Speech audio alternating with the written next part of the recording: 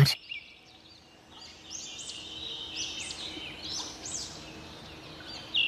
এই তো সব গাছে সার দেওয়া শেষ, এবার যাই, বাড়ির দিকে যাই।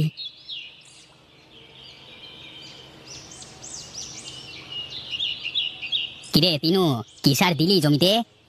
দাদা, গাছে জোর পাচ্ছিল না, তাই ভাবলাম একটু জৈব সারই দিয়ে দিই। শুধু জৈব সারে কি আর ফলন হবে রে পাগল? এখন বাজারে কত রকম সার কীটনাশক আছে। তুমি তো জানো দাদা, ওসব প্রাণনাশী কীটনাশক আমি আমার জমিতে দেব না, তাতে যা হয় হবে। দেখ, তোর যা ইচ্ছে কর, আমার বলবার দরকার আমি বললাম, তোর শুনবার হলে শুনবি, না হলে শুনবি না। তা বটে, কিন্তু তুমি কোথায় চললে এই রোদের মধ্যে? কোথায় আর যাব, দেখি জমিতে কলা গাছগুলোর কি অবস্থা। বেশ, চলো আমিও যাই, দেখে আসি তোমার কলা গাছের চেহারা কেমন হলো।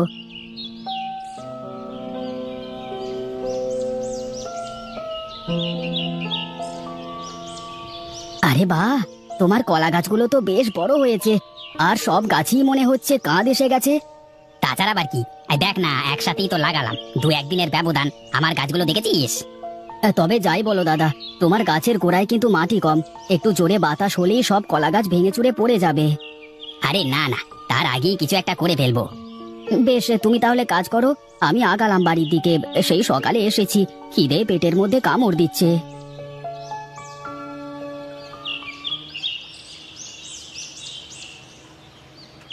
কই গো গিন্নি, কোথায় তুমি?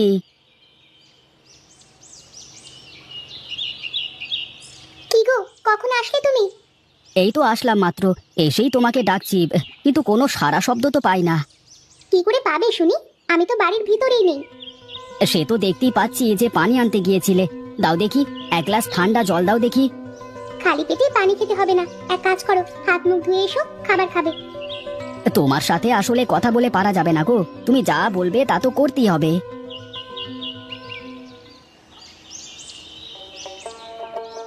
কি গো, তোমার মুখটা এমন শুকনো শুকনো লাগছে কেন, কি হয়েছে? না, তেমন কিছু হয়নি, তবে খুব চিন্তা হচ্ছে গো। এত চিন্তা করে কি হবে শুনি, শুধু শুধু ভেবে মাথা নষ্ট করা। সবার কলা গাছ কেমন তাড়াতাড়ি বড় হচ্ছে, কত বেশি ফলন দিচ্ছে, আর সেখানে আমার কলা বাগানে তো গাছই বড় হচ্ছে না ঠিক মতো। এত অস্থির হয়েও না তো, দেখবি ভালো কিছুই হবে। কি জানি কপালে কি আছে, আজকে নিধিরদার কলা বাগান দেখে আসলাম, কেমন কাঁদি এসেছে গাছে, আর আমার। অপেক্ষার ফল মিষ্টি হয়, শোনোনি তুমি? একটু ধৈর্য ধরে দেখবে ভালো কিছুই হবে।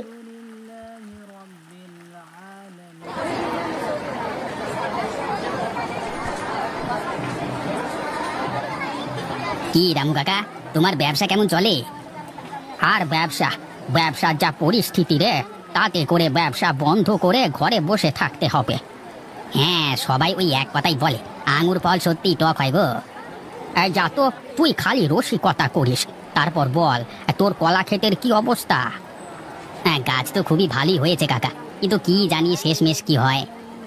সামনে ঝড় বৃষ্টির সময় আসছে, গাছের গোড়ায় মাটি দিয়ে পেলা দিস কিন্তু, তা না হলে আবার বিপদ হয়ে যাবে।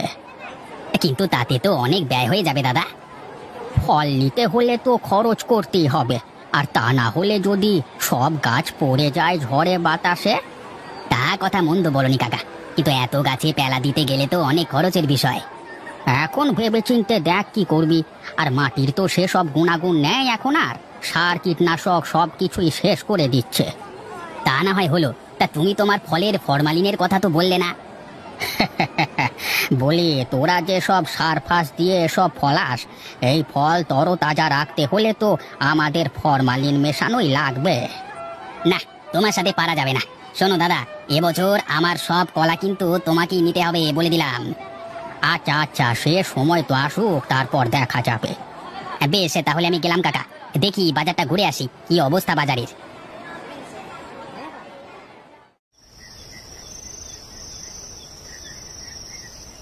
কি গো, তোমার কি আজকে উপোস নাকি?